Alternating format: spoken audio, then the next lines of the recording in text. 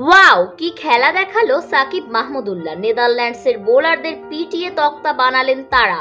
দর্শক বিস্তারিত দেখুন পুরো ভিডিওতে। দর্শক চলমান বিশ্বকাপের প্রথম দুই ম্যাচেও রান পাননি সাকিব, আর তাতে সমালোচনাও শুনতে হয়েছে তাকে। অবশেষে রানে ফিরেছেন অভিজ্ঞ এই ব্যাটার। পেয়েছেন 50-র দেখাও। ডাচদের বিপক্ষে 38 বলে 50 করেছেন তিনি। 17.2 ওভার শেষে বাংলাদেশের সংগ্রহ হয়েছিল 4 উইকেট হারিয়ে 130 রান। এরপর মাহমুদুল্লাহ রিয়াদ 21 বলে 25 রানের বিধ্বংসী এক ইনিংস খেলে আউট হন।